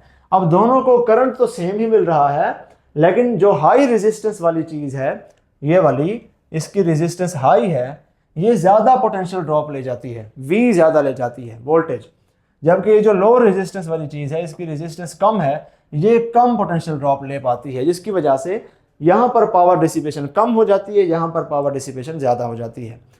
ये वाले फार्मूले से भी आप इसको जो है याद कर सकते हैं कि इस केस में फिर पावर डायरेक्टली प्रोपोर्शनल होगी रेजिस्टेंस के, जिसकी रेजिस्टेंस ज़्यादा है इस वाले की उसकी पावर भी ज़्यादा होगी। ये ज़्यादा रेजिस्टेंस वाला है इसीलिए 200 वाट ले रहा है, जिसकी रेजिस्टेंस कम होगी, ये कम रेजिस्टेंस वाला है तो इसकी पावर भी ज़्यादा होगी इसलिए वो 100 वाट ले रहा है, ठीक है। टोटली ऑपोजिट चीज़ें हैं। जब आप इस किस्म की पावर रेटिंग को देखते हैं तो जो लो रेजिस्टेंस वाली अप्लायंस है वो उसकी ज़्यादा पावर रेटिंग होती है। जब आप इस किस्म की पावर रेटिंग को देखते हैं तो जो हाई रेजिस्टेंस वाली अप्लायंस होती है उसकी पावर रेटिंग ज़्यादा होती है। हम अपने प्रैक्टिकल सर्किट्स में, पावर के सर्किट्स में ये वाली हमेशा चीज़ फॉलो करेंगे, लेकिन अगर आपको इस किस्म की पावर रेटिंग MCQ में दी जाती है तो फिर आपने उसका ध्यान रखना है, वो फिर उसके ऑपोजिट हो जाएगी। Mostly more than 90% of the time हम ये वाला सारा उसूल फॉलो करते हैं, इधर बहुत कम ही जाते हैं, ठीक है ना। हम आगे भी अपने आखिरी लेक्चर में जब हम प्रैक्टिकल सर्किट्स वाला लेक्चर लेंगे हम हमेशा इसी को ही स्टिक टू करेंगे, यहीं पर देखेंगे। आपको जो क्वेश्चन आते हैं कौन सा बल्ब ब्राइट ग्लो करेगा, कौन सा बल्ब कम ब्राइट ग्लो करेगा, वो भी मोस्टली यहाँ से ही इस किस्म के उसमें से आते हैं। और आपने यही हमेशा बताना होता है कि जो लो रेजिस्टेंस वाला बल्ब है उसकी जो है पावर रेटिंग ज़्यादा है, इसीलिए वो लो रेजिस्टेंस वाला बल्ब ज़्यादा ब्राइटली ग्रो करेगा, ठीक है। लेकिन अगर उन दोनों को आप सीरीज में जोड़ देंगे फिर उसका उल्टा हो जाएगा, ठीक है। ये हम फर्दर आगे इंशाल्लाह दोबारा देखेंगे, पीछे भी हमने देख लिया हल्का सा। आगे आ जाते हैं, कैलकुलेशन ऑफ इलेक्ट्रिसिटी बिल। बहुत ही टिपिकल सा क्वेश्चन है, कई मरतबा आता है। मंथली बिल अगर आपने कैलकुलेट करना है किलोवाट आवर के केस में तो आप फार्मूला लगाएंगे watts multiplied by 72 divided by 100 multiplied by cost पर किलोवाट आवर, ठीक है ना। आपको वैल्यू वाट्स में दी जाती है, आप यहाँ पर वाट्स में डायरेक्टली वैल्यू पुट कर दें, कन्वर्ट करने की लोड नहीं है। उसको डिवाइड कर दें 100 से, मल्टीप्लाई कर दें 72 से, मल्टीप्लाई कर दें कि 1 यूनिट की कितनी कीमत है, आपके पास मंथली बिल आ जाएगा। अब फॉर एग्जांपल ये क्वेश्चन है, इसको सॉल्व करने की कोशिश करें फिर हम इसका सोल्यूशन देखते हैं। Calculate the monthly household bill of 3 fans of 20 watts. 3 पंखे हैं, हर एक 20 वाट का है, टोटल कितने वाट्स हो गए 60 watt. And 4 bulbs each of 10 watts. 4 bulb हैं, हर एक 10 वाट का है, कितने वाट हो गए टोटल 40 वाट्स। ऐड कर लें टोटल कितने वाट्स हो गए हैं 100 वाट्स। तो यहाँ पर आप 100 वाट पुट करेंगे फॉर्मूले में, ठीक है ना। Cost is equal to 100 watts हमने पुट कर दिए multiplied by 72 divided by 100 multiplied by cost पर यूनिट है 20 रुपये। इसको 20 से मल्टीप्लाई कर दें, 100 से 100 कैंसिल हो गया, 72 मल्टीप्लाइड बाय 20 करेंगे तो क्या आ जाएगा 72 multiplied by 20 0 0 2 2 jar 4 7 2 jar 14 1440 rupees आपके पास आ जाएगी इसके मंथली बिल की। काश हमारा इलेक्ट्रिसिटी बिल भी इतना ही होता, लेकिन ये पाकिस्तान है, सवालों की हद तक ठीक है, इतना आता है, रियल लाइफ में नहीं आता। तो आगे आ जाएं। अब हम आते हैं इंटरनल रेजिस्टेंस के ऊपर, हमारा जो सबसे मेजर टॉपिक है आज का, ईएमएफ और टर्मिनल पोटेंशियल डिफरेंस। हल्का सा ओवरव्यू हम इससे पहले भी देख चुके हैं। हमने कहा कि इससे पहले जब हमने एनर्जी डिसिपेशन पढ़ी, हमने कहा अभी हम आइडियल बैटरी कंसीडर कर रहे हैं कि बैटरी अगर 100 जॉल एनर्जी दे रही है चार्ज को, वो 100 जॉल की 100 जॉल आगे सर्किट में जाके कहीं ना कहीं पे डिसिपेट होगी। एक ही सर्किट का कंपोनेंट है, सारी उसी में यूज हो जाएगी। 2-4 हैं तो कुछ किसी में, कुछ किसी में, कुछ किसी में, टोटल सर्किट में उतनी ही एनर्जी डिसिपेट होगी जितनी बैटरी ने दी है आइडियल बैटरी के केस में। तो आइडियल बैटरी इस किस्म की होती है कि यहाँ पर एक चार्ज आया, ठीक है, बैटरी ने उसको, यहाँ पर शुरू में उसके पास 0 जॉल एनर्जी थी, बैटरी ने उसको 100 जॉल एनर्जी दी, वो चार्ज सर्किट में घूम घाम के यही 100 जॉल एनर्जी यूज करके आ जाएगा, फिर इधर आएगा बैटरी उसको फिर 100 जॉल एनर्जी दे देगी और इस तरह से काम चलता रहेगा। इंटरनल रेजिस्टेंस रियल बैटरीज में होती है। उस केस में यहाँ पर अगर एक चार्ज आया है, उसके पास कोई एनर्जी नहीं है, 0 जॉल है, बैटरी ने उसको क्या किया, बैटरी ने उसको 100 जॉल एनर्जी दे दी, लेकिन आगे जाने से पहले करंट जब सर्किट में जाएगा उससे पहले उस चार्ज को बैटरी के इंटरनल रेजिस्टेंस का सामना करना पड़ता है और कुछ ना कुछ एनर्जी जो है वो यहीं पर डिसिपेट कर देता है। सपोज 20 जॉल एनर्जी यहीं पर उसकी यूज हो गई। अब जब वो सर्किट में एंटर होगा तो आगे उसके पास बाकी 80 जॉल एनर्जी बची है। आगे अब जितने भी सर्किट कंपोनेंट में से गुजरे, एक बल्ब है, 2 बल्ब हैं, एक बल्ब है, 2 पंखे हैं, सारों में कुछ ना कुछ एनर्जी वो डिसिपेट करता जाएगा और टोटल एनर्जी डिसिपेट सारों को ऐड करेंगे, हर एक सर्किट कंपोनेंट का पोटेंशियल ड्रॉप कैलकुलेट करें, उनको ऐड करें तो 80 जॉल आपके पास जवाब आएगा पर कूलम के हिसाब से। पोटेंशियल ड्रॉप है, अगर डिफरेंट है तो फिर जॉल में आ जाएगा, ठीक है। तो सर्किट में एनर्जी डिसिपेट हुई है 80 जॉल और बैटरी ने जो दी थी वो थी 100 जॉल। 20 जॉल बीच में कौन खा गया, ये इंटरनल रेजिस्टेंस, ठीक है। तो अब अगर ये Q हम अज्यूम करें कि Q वाज 1 कूलम, तो बैटरी ने 100 जॉल पर कूलम की एनर्जी दी, यानी कि 100 वोल्ट्स जो थी बैटरी की ईएमएफ थी। लेकिन बैटरी के 2 टर्मिनल्स के एंड में अगर आप डिसाइड करें कि यहाँ पर चार्ज में कितनी एनर्जी है और जो चार्ज बैटरी से बाहर निकला है उसमें कितनी एनर्जी है, तो वो कितनी है, 80 जॉल का फर्क है, क्योंकि थोड़ी सी बीच में ही निकल गई है। तो ये जो है 80 जॉल्स पर कूलम एनर्जी, ये एनर्जी मिलेगी आपको सर्किट के अंदर, सर्किट में यही यूज होगी। तो इसको हम कहते हैं टर्मिनल पोटेंशियल डिफरेंस, VD से रिप्रेजेंट करते हैं, इसको हम E से रिप्रेजेंट करेंगे, ठीक है ना। कि बैटरी के टर्मिनल्स के बीच में इधर और इधर अगर आप वोल्ट मीटर लगा के चेक करेंगे तो वो आपको यहाँ से चार्ज उठा के देगा, कहेगा 0 जॉल है, यहाँ से चार्ज उठाएगा कहेगा 80 जॉल है। डिफरेंस कितना है, 80 जॉल्स, ठीक है ना। तो इसका मतलब है कि बैटरी के टर्मिनल्स के बीच में जो डिफरेंस है पोटेंशियल का वो 80 जॉल पर कूलम है। एक कूलम की अगर हम बात करें तो पर कूलम, तो यानी कि 80 वोल्ट्स है। तो बैटरी बेसिकली जो उसकी जितनी वोल्टेज सर्किट में यूज हो रही है रियल में वो 80 वोल्ट्स ही है, थी तो बेचारी वो 100 वोल्ट्स की, बीच में 20 जॉल पर कूलम एनर्जी इधर चली गई। तो इसका मतलब है कि potential drop across this internal resistance कितनी हो गई, 20 वोल्ट्स, 20 जॉल पर कूलम या 20 वोल्ट्स, ठीक है ना। बैटरी ने हर एक कूलम को 100 जॉल एनर्जी दे के भेजा था, वही हर एक कूलम चार्ज जब जब इंटरनल रेजिस्टेंस में से गुजरा उसने 20 जॉल एनर्जी लूज कर दी। तो बैटरी की ईएमएफ थी 100 वोल्ट और पोटेंशियल ड्रॉप जो इस इंटरनल रेजिस्टेंस के अक्रॉस हुआ वो हो गया 20 वोल्ट और बाकी 80 जॉल पर कूलम एनर्जी सर्किट में गई, वो थी टर्मिनल पोटेंशियल डिफरेंस, ठीक है। यही बात हमने यहाँ पर लिख दी है, अगर आप में से कोई पढ़ना चाहे तो, कि the energy supplied by the battery is not completely transferred to the circuit, a part of it is used within the battery due to internal resistance of the battery caused by the electrolyte present in the battery। ये बात, ये जो internal resistance है, ऐसा नहीं है कि real में बैटरी को आप ईंट मार के तोड़ेंगे तो उसमें आपको एक रेजिस्टर नजर आएगा, ऐसा नहीं होता। ये बैटरी की अपनी ही इननेट रेजिस्टेंस है जो ये कॉज करती है। बैटरी के जो इलेक्ट्रोलाइट्स हैं, हमने कल पढ़ा कि इलेक्ट्रोलिटिक कंडक्शन एक चीज़ होती है कि आयंस मूव करते हैं और इलेक्ट्रोलिटिक कंडक्शन से करंट फ्लो करता है। तो बैटरी के अंदर भी इलेक्ट्रोलाइट ही होता है, एटलीस्ट टिपिकल बैटरी। अब तो ड्राई बैटरीज भी आ चुकी हैं। तो वो जो इलेक्ट्रोलाइट की मूवमेंट में थोड़ी बहुत रेजिस्टेंस आती है, उसमें एनर्जी यूज हो जाती है, वही इंटरनल रेजिस्टेंस है। हम रिप्रेजेंट इसको सर्किट्स में इस तरह से करते हैं कि ये बैटरी है, ये साथ स्मॉल आर उसकी इंटरनल रेजिस्टेंस है। ऐसा होता नहीं है रियल में कि बैटरी को आप तोड़ के देखें अंदर आपको एक और रेजिस्टेंस नजर आए, ठीक है ना। वो सिंपली रेजिस्टेंस है जो इलेक्ट्रोलाइट की वजह से कॉज हुई है। थोड़ा सा मजीद इसमें हम डिग इन करते हैं। इलेक्ट्रोमोटिव फोर्स क्या होता है? Work done by the battery on a unit charge in order to drive current through the circuit. वही ईएमएफ वाली बात हमने की है कि नेगेटिव टर्मिनल से एक कूलम चार्ज आया, उसके पास कोई एनर्जी नहीं थी, पॉजिटिव टर्मिनल से वो 100 जाउल लेके गया, तो बैटरी की ईएमएफ क्या हो गई कि बैटरी ने हर एक कॉलम को 100 जाउल एनर्जी दी, ठीक है। तो बैटरी की ईएमएफ क्या हो गई? 100 जाउल पर कॉलम, यानी कि 100 वोल्ट्स बैटरी की ईएमएफ है, ठीक है। अब अगर ये आइडियल बैटरी हो जिसमें कोई इंटरनल रेजिस्टेंस ना हो, तो ये चार्ज जब 1 कॉलम का चार्ज गुजरेगा इस रेजिस्टर में से, वो वही 100 जाउल एनर्जी यूटिलाइज कर देगा। तो इस रेजिस्टर के अक्रॉस का जो वोल्टेज ड्रॉप होगा वो भी क्या होगा?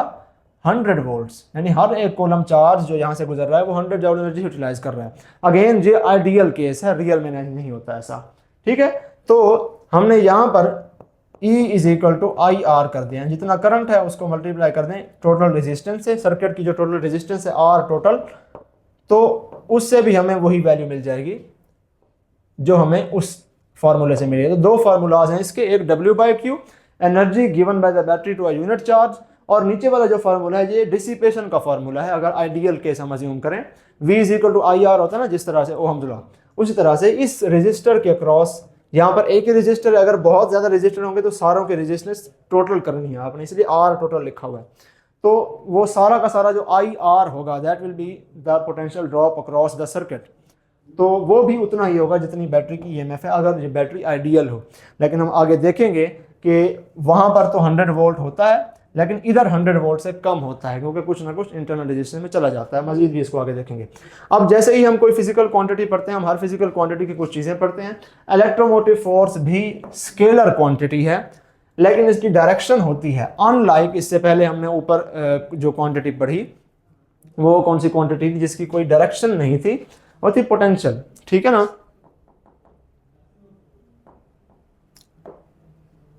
ये वाली पावर, सॉरी पोटेंशियल नहीं पावर, इसकी डायरेक्शन कोई नहीं है, लेकिन पॉजिटिव नेगेटिव साइन तो हम फिर भी इसमें लगाते हैं कि बैटरी ने एनर्जी डिसिपेट की है या बैटरी ने ली है या बैटरी ने दी है एनर्जी, ठीक है ना। तो डिपेंडिंग अपॉन के रेजिस्टर है कि बैटरी है, एनर्जी दी गई है कि ली गई है, हम इसमें पॉजिटिव नेगेटिव साइन लगाते हैं, लेकिन डायरेक्शन इसकी कोई नहीं होती। लेकिन यहां पर डायरेक्शन है, इलेक्ट्रोमोटिव फोर्स की डायरेक्शन जो है हमेशा पॉजिटिव टू नेगेटिव टर्मिनल होती है कन्वेंशनल करंट के हिसाब से, ठीक है ना। तो अगर आपको कहीं कहे कि ये बैटरी की ईएमएफ किस तरफ है, तो आप कहेंगे कि बैटरी की ईएमएफ उसी तरफ है जिस तरफ ये करंट ड्राइव करती है। लेकिन करंट की तरह इसको भी हम वेक्टर फॉर्म में रिप्रेजेंट नहीं कर सकते, ना ही वेक्टर एडिशन से हेड टू टेल रूल से ऐड कर सकते हैं। यूनिट इसका ऑब्वियसली वोल्ट्स ही है, जिस तरह से पोटेंशियल डिफरेंस का पोटेंशियल का यूनिट होता है वही इसका यूनिट है। फॉर्मूला देख लिया हमने। इसके नाम में इलेक्ट्रोमोटिव फोर्स है, लेकिन ये फोर्स नहीं है। अगर ये फोर्स होती तो इसका यूनिट न्यूटन होता, लेकिन इसका यूनिट न्यूटन नहीं है, वोल्ट है, इसलिए ये फोर्स नहीं है। अब साइन इसका पॉजिटिव होगा कि नेगेटिव होगा? अगेन इस केस में हम रेफरेंस वाला रूल यूज करते हैं। हम एक डायरेक्शन को रेफरेंस ले लेते हैं और हर वो चीज़ जो उसी डायरेक्शन के अलॉन्ग हो वो पॉजिटिव होगी, और हर वो चीज़ जो रेफरेंस डायरेक्शन के ऑपोजिट हो वो क्या हो जाएगी? नेगेटिव हो जाएगी। अब इस केस में ये वाली बैटरी कितने वोल्ट की है? 100 वोल्ट की है। इसने करंट किस डायरेक्शन में ड्राइव करना है? इस डायरेक्शन में, तो इसकी ईएमएफ की डायरेक्शन भी यही हो गई, एंटी क्लॉकवाइज। अगर हम यहाँ पर सर्किट में एक और बैटरी लगा दें, इसका ये पॉजिटिव टर्मिनल है, ये नेगेटिव टर्मिनल है, ठीक है। तो अब इस बैटरी, सपोज ये 10 वोल्ट की बैटरी है, छोटी बैटरी है, ये बैटरी का ईएमएफ की डायरेक्शन क्या है? पॉजिटिव टू नेगेटिव, और ये बैटरी चाहती है कि करंट इस डायरेक्शन में ड्राइव हो, इसका डायरेक्शन ऑपोजिट है। तो हमने उसको बड़ी बैटरी को रेफरेंस अगर ले लिया तो हम कहेंगे ये 10 वोल्ट वाली बैटरी का जो ईएमएफ है ये नेगेटिव 10 वोल्ट है, ये उसका ऑपोजिट है, इसलिए इसके साथ हम नेगेटिव लगा देंगे, ठीक है। करंट ड्राइव उस बैटरी की मर्जी के मुताबिक होगा जिसकी वोल्टेज हाई है, ठीक है, लेकिन इस बैटरी का जो वोल्टेज होगा ईएमएफ होगा उसको हम नेगेटिव ले लेंगे। अब हर एक कूलम का चार्ज जब यहाँ से निकलेगा 100 जॉल एनर्जी लेके निकलेगा, तो जब वो यहाँ से गुजरेगा इस बैटरी में से, अब इस बैटरी में से वो एनर्जी लेगा नहीं, ये बैटरी एनर्जी डिसिपेट करेगी। Now this battery will act as a load resistance, क्योंकि ये हमने उसकी ऑपोजिट लगाई हुई है। अब वो जो एक कूलम का चार्ज जब यहाँ से गुजरेगा तो वो यहाँ पर 10 जाउल एनर्जी यूटिलाइज डिसिपेट कर देगा, 10 जाउल पर कूलम, यहाँ पर उसकी एनर्जी उल्टा निकलेगी। तो चूंकि यहाँ पर अब डिसिपेट हो रही है इसलिए हम इसको भी -10 जाउल पर कूलम लिखेंगे, इसकी एनर्जी भी -10 जाउल है और -10 वोल्ट हम इसीलिए लिखते हैं। बैटरी जब करंट की डायरेक्शन के ऑपोजिट लगा दी जाए तो उस बैटरी में भी फिर एनर्जी लूज होती है, वो बैटरी उस चार्ज को एनर्जी देती नहीं है। इसको मजीद भी हम देखेंगे कहाँ पर, करचूस लॉ में, इंशाल्लाह नेक्स्ट लेक्चर में। ठीक है, तो अगर दो बैटरीज लगा दी गई हों तो जो बैटरी करंट ड्राइव कर रही है उस बैटरी की ईएमएफ को पॉजिटिव लिया जाता है, और जो बैटरी उस ड्रिवन करंट के ऑपोजिट डायरेक्शन में लगा दी गई है उसकी ईएमएफ को हम नेगेटिव लेते हैं। दूसरी चीज, इंडक्टर्स के केस में इंडक्टर की एक सेल्फ ईएमएफ होती है। अगर हम इसको एक एसी सोर्स से जोड़ देते हैं और एसी सोर्स की पॉजिटिव टर्मिनल जहां पर है, नेगेटिव टर्मिनल जहां पर है, और सपोज करंट इस सर्किट में राइज कर रहा है, और अगर करंट राइज कर रहा है तो इंडक्टर क्या करेगा, इंडक्टर का ये वाला एंड पॉजिटिव के तौर पे एक्ट करता है, ये वाला एंड नेगेटिव के तौर पे एक्ट करता है। इंडक्टर उस सोर्स वोल्टेज को अपोज करता है, ठीक है ना। तो इंडक्टर की ये जो बैक ईएमएफ है इसको भी हम फिर नेगेटिव कंसिडर करेंगे।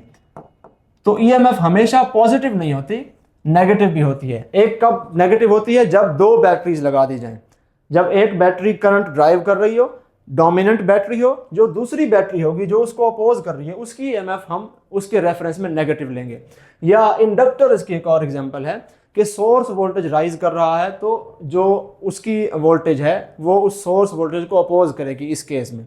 लेकिन अगर सोर्स वोल्टेज फॉल कर रहा है यहां से यहां तक, उसकी बैटरी की ईएमएफ जो है वो नेगेटिव होगी, ठीक है ना। और इंडक्टर की ईएमएफ उसने इसको अपोज करना शुरू कर दिया। सोर्स इस तरफ करंट ड्रॉ करना चाह रहा है लेकिन इंडक्टर उसको अपोज करेगा, उसकी ईएमएफ की डायरेक्शन उसके ऑपोजिट होगी। लेकिन अब सोर्स का जो वोल्टेज है वो कम होना स्टार्ट होगा जब हम यहां पर पहुंच गए। अब इस फेज में अब सोर्स की ईएमएफ जो है वो कम होना शुरू हो गई है। अब ये इंडक्टर क्या करेगा, अब ये इंडक्टर उल्टा सपोर्ट करेगा इस सोर्स को, तो अब इसकी ये वाला एंड नेगेटिव हो जाएगा और ये वाला एंड पॉजिटिव हो जाएगा, ठीक है। अब ये क्या कर रहा है, अब इसकी डायरेक्शन भी सोर्स वाली वोल्टेज की डायरेक्शन के अलोंग हो गई है, ठीक है ना। अब ये इंडक्टर भी इसी डायरेक्शन में करंट फ्लो करवाना चाह रहा है, ये सोर्स भी इसी डायरेक्शन में करंट फ्लो करवाना चाह रहा है। तो अब इस केस में यहां पर इसकी जो ईएमएफ है अब वो नेगेटिव नहीं रही, अब वो ईएमएफ दोबारा पॉजिटिव हो गई है। तो depending upon the relative direction हम किसी भी बैटरी की ईएमएफ को पॉजिटिव या नेगेटिव कह सकते हैं। थोड़ा सा आगे आ जाएं, टर्मिनल पोटेंशियल डिफरेंस। हमने ईएमएफ पढ़ा, हमने इंटरनल रेजिस्टेंस पढ़ा, तीसरी चीज हम टर्मिनल पोटेंशियल डिफरेंस पढ़ने वाले हैं और उसके बाद हम तीनों चीज़ों का रिलेशन देखने वाले हैं। टर्मिनल पोटेंशियल डिफरेंस, जैसा कि हमने ऊपर भी बात की कि वोल्टेज अक्रॉस इंटरनल रेजिस्टेंस जो है वो बाइस बनती है बैटरी की एनर्जी की लॉस का। यहाँ से एक चार्ज क्यू आया, फिर से हम वही दोबारा कहानी रिपीट कर रहे हैं, उसके पास कोई एनर्जी नहीं है, बैटरी ने उसको 100 जॉल एनर्जी दी, तो इसका मतलब है बैटरी ने एक कूलम चार्ज को 100 जाउल एनर्जी दी, तो 100 जाउल पर कूलम, यानी कि बैटरी का जो ईएमएफ हो गया वो 100 वोल्ट हो गया। उसमें से कुछ एनर्जी यहाँ पर डिसिपेट हो गई, सपोज 10 जाउल एनर्जी डिसिपेट हो गई। तो इंटरनल रेजिस्टेंस के अक्रॉस पोटेंशियल ड्रॉप कितना हुआ, 10 जाउल पर कूलम। एक कूलम का चार्ज जब इंटरनल रेजिस्टेंस से गुजरा 10 जाउल एनर्जी उसने लूज कर दी, तो 10 वोल्ट यहाँ पर इंटरनल रेजिस्टेंस के अक्रॉस जो है वो यूटिलाइज हो गया। या आप इसको इस तरह से भी रिप्रेजेंट कर सकते हैं, current multiplied by internal resistance, Ohm's law के मुताबिक। इसकी भी वैल्यू आपके पास वही 10 वोल्ट ही आएगी। तो ये जो आई आर है ये इंटरनल रेजिस्टेंस में जो जितना वोल्टेज डिसिपेट हुई है ये उसको आई आर से हम रिप्रेजेंट करते हैं। अब बाकी 90 जाउल पर कूलम यानी कि 90 वोल्ट मिला आगे पूरे सर्किट को। अब इस सर्किट के अंदर कितना यूटिलाइज होगा, 90 जाउल पर कूलम यानी कि 90 वोल्ट। ये 90 वोल्ट टर्मिनल पोटेंशियल डिफरेंस कहलाएगा। यानी कि अगर आप यहाँ पर एक डाल देते हैं वोल्ट मीटर, तो वोल्ट मीटर क्या करेगा, वो यहाँ से एक चार्ज उठा के उसको देखेगा उसमें कितनी एनर्जी है, वो यहाँ से एक चार्ज उठा के उसमें देखेगा कितनी एनर्जी है, वो देखेगा यहाँ पर 0 जूल एनर्जी है, यहाँ पर 90 जूल एनर्जी है, तो वो आपको बताएगा वैल्यू 90 वोल्ट की, कि 90 जूल पर कूलम की एनर्जी का पोटेंशियल डिफरेंस है इन दोनों बैटरी के टर्मिनल्स के बीच में। तो ये जो 90 वोल्ट आपके पास आएगा ये ईएमएफ नहीं होगी, ये टर्मिनल पोटेंशियल डिफरेंस होगा। ठीक है, इसका मतलब है कि टर्मिनल पोटेंशियल डिफरेंस ईएमएफ से कम होता है। ईएमएफ से कितना कम होता है? ईएमएफ से इतना कम होता है, ठीक है ना, जितना इंटरनल रेजिस्टेंस में यूज हो गया। So voltage drop internal resistance के अक्रॉस आई आर है, और टर्मिनल पोटेंशियल डिफरेंस जो होगा वो ईएमएफ से, अगर आप ये वोल्टेज ड्रॉप इंटरनल रेजिस्टेंस वाला माइनस कर दें, जो जवाब आएगा वो टर्मिनल रेजिस्टेंस होगा। यानी कि 100 जूल पर कूलम या 100 वोल्ट इसका ईएमएफ है, उसमें से इसका 10 जूल पर कूलम 10 वोल्ट माइनस कर दें, जवाब आएगा 90 वोल्ट। ये होगा आपके पास टर्मिनल पोटेंशियल डिफरेंस। ठीक है, तो VD is equal to E minus I R. ये जो वैल्यू यूज की जाती है, जो फार्मूला यूज किया जाता है, ये बहुत कॉमन फार्मूला है, और इसको ही हम मोस्टली यूज करते हैं अपने टर्मिनल पोटेंशियल डिफरेंस के फार्मूलाज में। ठीक हो गया। थोड़ा सा हम इसमें आखिर में कुछ चीज़ें देख लें। कुछ केसेस हैं कि अगर करंट बैटरी से जो ड्रॉ किया गया है वो पॉजिटिव है, यानी कि बैटरी अभी करंट ड्राइव कर रही है सर्किट में, तो उस केस में क्या होगा? यही फॉर्मूला होगा VD is equal to E minus आर, यानी बैटरी को किसी ना किसी क्लोज सर्किट के साथ जोड़ा हुआ है और करंट ड्रॉ हो रहा है बैटरी से, सर्किट में दौड़ रहा है, तो उस केस में terminal potential difference would be smaller than EMF by an amount IR। इतनी वैल्यू कम कर देंगे EMF में से, जो जवाब आएगा वो टर्मिनल पोटेंशियल डिफरेंस का होगा। अगर सर्किट में कोई करंट नहीं दौड़ रहा, फॉर एग्जांपल ये वाला केस है, अब बाहर कोई मैंने सर्किट नहीं बनाया, बिल्कुल बैटरी रखी हुई है टेबल के ऊपर या कहीं पर, आपने जाके वोल्ट मीटर उसके टर्मिनल से जोड़ दिया है, ठीक है, तो अब आपको ये वोल्ट मीटर जो वैल्यू देगा वो वैल्यू EMF की होगी। अब ये आपको टर्मिनल पोटेंशियल डिफरेंस की वैल्यू नहीं देगा, ठीक है, क्योंकि टर्मिनल पोटेंशियल डिफरेंस की वैल्यू ये तब देता था जब ये रनिंग करंट के बीच में आप वोल्ट मीटर जाके लगाते थे, तो तब वो देखता था कि कुछ एनर्जी जब चार्ज गुजर रहा था, फ्लो कर रहा था, करंट यहाँ पे था, कुछ एनर्जी यहाँ पे यूज हो गई, तो वो यहाँ से वाले चार्ज की एनर्जी और यहाँ वाले चार्ज की एनर्जी कंपेयर करके देखता था और आपको बताता था कि 90 वोल्ट का पोटेंशियल ड्रॉप है, पोटेंशियल डिफरेंस है, और वो टर्मिनल पोटेंशियल डिफरेंस होता था। अब क्या होगा? अब आपने जब इसको टर्मिनल्स के क्रॉस जोड़ा है, अब चार्ज गुजर नहीं रहा, इंटरनल रेजिस्टेंस में से चार्ज गुजरेगा तो इंटरनल रेजिस्टेंस में एनर्जी वेस्ट होगी ना, तो इंटरनल रेजिस्टेंस के अक्रॉस जो पोटेंशियल ड्रॉप था V is equal to IR, ये वाला, ये जीरो हो जाएगा। इंटरनल रेजिस्टेंस अभी कुछ भी जो है एनर्जी नहीं ले रही चार्ज में से। इसी वजह से अगर आप एक रखी हुई बैटरी जो कि किसी सर्किट से नहीं जुड़ी, उसको जाके उसके टर्मिनल पे पोटेंशियल डिफरेंस मालूम करें वोल्ट मीटर से, आपको EMF की वैल्यू आएगी। अब आपको यहाँ पर 100 वोल्ट की रीडिंग मिलना शुरू हो जाएगी, ठीक है। आखिरी चीज़ है कि अगर करंट बैटरी को आप दे रहे हैं, ठीक है ना, फॉर एग्जांपल यहाँ पर ये बैटरी है, हमने एक और बैटरी लगाई, बड़ी बैटरी जो कि 1000 वोल्ट की थी सपोज, और हम इसको चार्ज कर रहे हैं, ठीक है। अब करंट किस बैटरी की मर्जी के मुताबिक फ्लो करेगा? इस नीचे वाली बैटरी की मर्जी के मुताबिक। तो अब करंट की जो वैल्यू है वो नेगेटिव हो गई है उसके थ्रू। हमने शुरू में बात की थी कि हम एक रेफरेंस डायरेक्शन लेते हैं करंट की, उसके ऑपोजिट जो हो उसको हम नेगेटिव कहते हैं। तो इस बैटरी के मुताबिक पॉजिटिव करंट होना चाहिए था, ये वाला एंटी क्लॉकवाइज, अगर इस बैटरी की मर्जी के मुताबिक होता। हमने बड़ी बैटरी लगा दी तो उसने उसके ऑपोजिट ड्रॉ करना शुरू कर दिया, तो अब करंट की वैल्यू हम यहाँ पर नेगेटिव पुट करेंगे जब उस बैटरी के ऊपर ये इक्वेशन लगाएंगे। अगर इस बैटरी के ऊपर इक्वेशन लगाएंगे तो फिर यहाँ पर इस बैटरी के मुताबिक तो पॉजिटिव करंट है, ठीक है ना।